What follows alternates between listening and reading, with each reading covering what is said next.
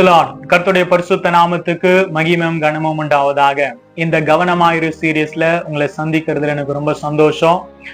இந்த வீடியோக்குள்ள உங்களுக்கு பிரயோஜனமா இருக்கும்னு சொல்லி நான் விசுவாசிக்கிறேன். உங்களுக்கு பிரயோஜனமா இருக்குதுன்னு சொல்லி சொன்னா நிச்சயமா கமெண்ட்ஸ்ல எங்களுக்கு தெரியப்படுத்துங்க. எங்களுக்காக ஜெபம் பண்ணி கொள்ளுங்க. அல்லேலூயா. கர்த்தருடைய நாமம் மகிமைப்படுவதாக. நம்ம இந்த நாளுக்கான காரியங்களை நம்ம பார்க்கலாம். How can we identify false ministers? இதை குறித்து தான் நம்ம என்ன பண்றோம், பேசிட்டு இருக்கோம். கள்ள ஊழியர்களை எப்படி அடையாளம் கண்டுபிடிப்பது? இது வரைக்கும் 2 சைன்ஸ் நம்ம வேதத்துல இருந்து கற்றுக்கொண்டு இருக்கிறோம். இன்னைக்கு 3வது காரியம், ரொம்ப ரொம்ப முக்கியமான ஒரு காரியம். அல்லேலூயா. ஆமா, இது ஒரு காரியத்தை நீங்க வாலிப நாட்கள்ல ஊழியத்துக்கு வர நான் உங்களுக்கு சொல்றேன். இந்த ஒரு காரியத்தை நீங்க சரியா புரிஞ்சுப்பீங்கன்னு சொல்லி சொன்னா நீங்க ஊழியத்துல நிச்சயமா ஆண்டவருக்காக நீங்க சாதிப்பீங்க. அல்லேலூயா. எந்த ஒரு கள்ள ஊழியனும் உங்களை என்ன பண்ண முடியாது, வஞ்சிக்கவே முடியாது. ஆண்டவர் நிச்சயம் உங்க கண்களை என்ன பண்ணுவார், திறப்பார். கர்த்தருடைய நாமம் மகிமைப்படுவதாக. வாசிக்கலாம். அப்போஸ்தலர் 20வது அதிகாரம் 30வது வசனம். அப்போஸ்தலர் 20:30வது வசனம். உங்களிலும் சிலர் எழும்பி சீஷர்களை தங்களிடத்தில் இழுத்து கொள்ளும்படி மாறுபாடானவைகளை போதிப்பார்கள் என்று அறிந்திருக்கிறேன். அல்லேலூயா. இங்க 3வது அடையாளம், ஐடென்டிபிகேஷன் நம்பர் 3 என்னன்னு சொல்லி சொன்னா, அவர்கள் மாறுபாடானவைகளை போதிப்பார்கள். அல்லேலூயா. கள்ள ஊழியர்கள் மாறுபாடானவைகளை போதிப்பார்கள். கவனிங்க, they will distort the truth. இங்கிலீஷ்ல எப்படி இருக்குன்னு சொல்லி சொன்னா, they will distort the truth. அல்லேலூயா. கவனிங்க, இதே வசனத்தை நம்ம மெசேஜ் வெர்ஷன்ல நம்ம வாசிச்சோம். அதை மறுபடியும் ஒரு முறை வாசிக்கலாம். நான் உங்களுக்கு வாசிக்கிறேன். I know that as soon as I am gone, vicious wolves are going to show up and rip into this flock, men from your very own ranks twisting words so as to seduce the disciples into following them instead of Jesus. So stay awake and keep up your guard. Remember those 3 years I kept at it with you, never letting up, pouring my heart out with you one after another. நல்ல கவனிங்க, இந்த message வெர்ஷன்ல ஒரு வார்த்தை இருக்குது, twisting words. Hallelujah. They will twist the word. அதாவது கள்ள ஊழியர்கள் என்ன பண்ணுவாங்க, மாறுபாடானவைகளை போதிப்பார்கள். அல்லேலூயா. தேவனுடைய நாமம் மகிமைப்படுவதாக.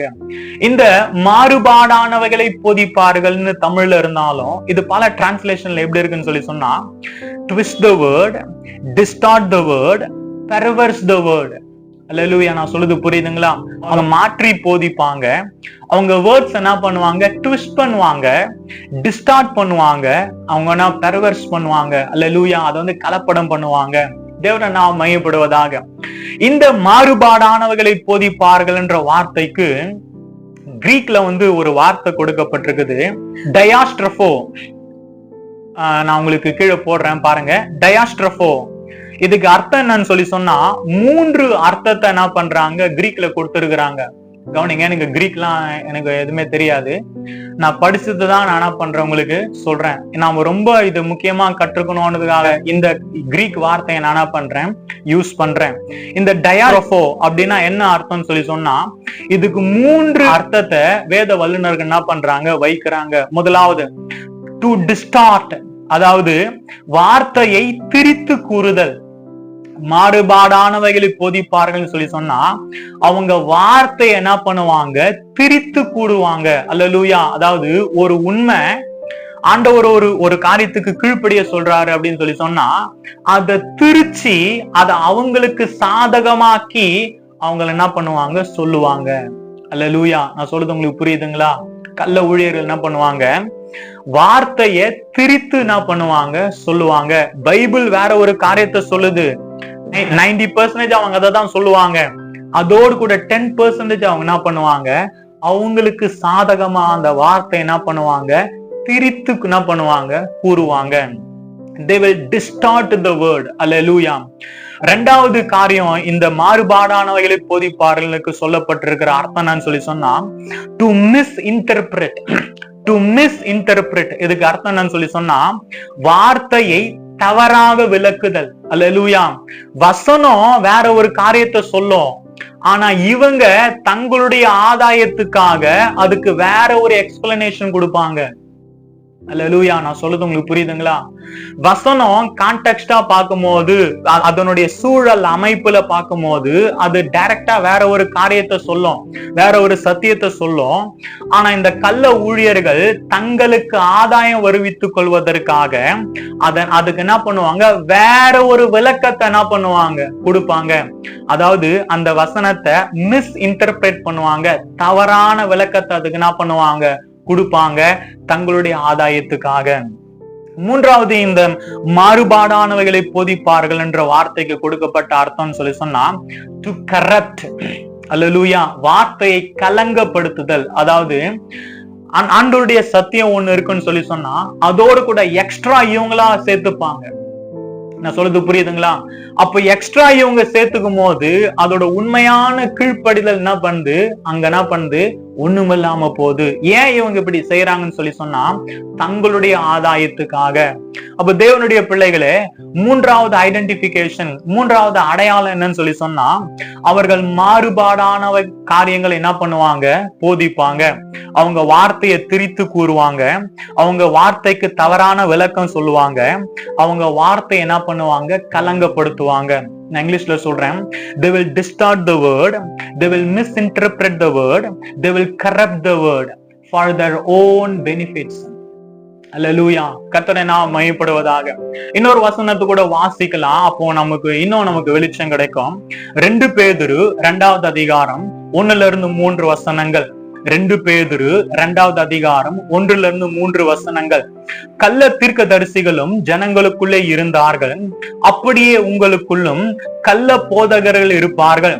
அவர்கள் கேட்டுக்கேதுவான வேத புரட்டுகளை தந்திரமாய் நுழைய பண்ணி தங்களை கிரயத்துக்கு கொண்ட ஆண்டவரை மறுதலித்து தங்களுக்கு தீவிரமான அழிவை வருவித்துக் கொள்ளுவார்கள். அவர்களுடைய கெட்ட நடக்கைகளை அநேகர் பின்பற்றுவார்கள். அவர்கள் நிமித்தம் சத்திய மார்க்கம் தூஷிக்கப்படும். 3வது வசனம் நல்லா கவனிங்க. பொருளாசை உடையவர்களாய் தந்திரமான வார்த்தைகளால் உங்களை தங்களுக்கு ஆதாயமாக வசப்படுத்தி கொள்ளுவார்கள். பூர்வ காலம் முதல் அவர்களுக்கு விதிக்கப்பட்ட ஆக்கினை அயர்ந்திராது, அவர்களுடைய அழிவு உறங்காது. கவனிங்க, எங்க பேதுரு அப்போஸ்தலர் என்ன சொல்றாரு, கள்ள தீர்க்கதரிசிகள் கள்ள போதர்கள் ஜனங்களுக்குள்ள என்ன பண்ணாங்க, இருந்தாங்க, இப்பவும் இருக்கிறாங்க. அவங்க எல்லா நாட்களும் என்ன பண்ணுவாங்க, இருப்பாங்க. அவங்க என்ன பண்ணுவாங்க, கேட்டுக்கேதுவான வேத புரட்டுகளை தந்திரமாய் நுழைய பண்ணுவாங்க. அல்லேலூயா. அவங்க சீக்கிரட்டா உங்களுக்கு என்ன பண்ணுவாங்க, அவங்களுக்கு ஆதாயம் வருவித்துக் கொள்வதற்காக தவறான காரியங்களுக்கு என்ன பண்ணுவாங்க, போதிப்பாங்க. இந்த 3வது வசனங்களை பாருங்களேன்.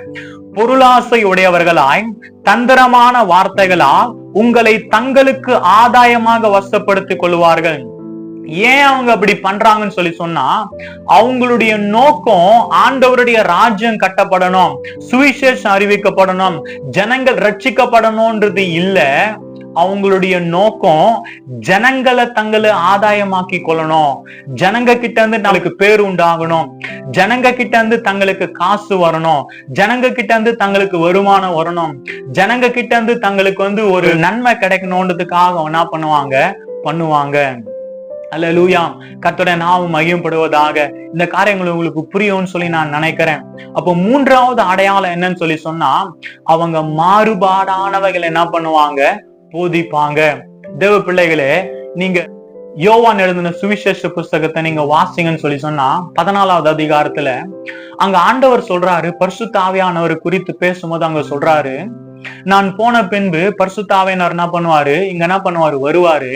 அவர் என்ன தெரியுமா பண்ணுவாரு, அவரு சகலவற்றையும் உங்களுக்கு என்ன பண்ணுவாரு, போதிப்பாரு. அவரு சத்தியத்தை உங்களுக்கு என்ன பண்ணுவாரு, சொல்லி கொடுப்பாரு.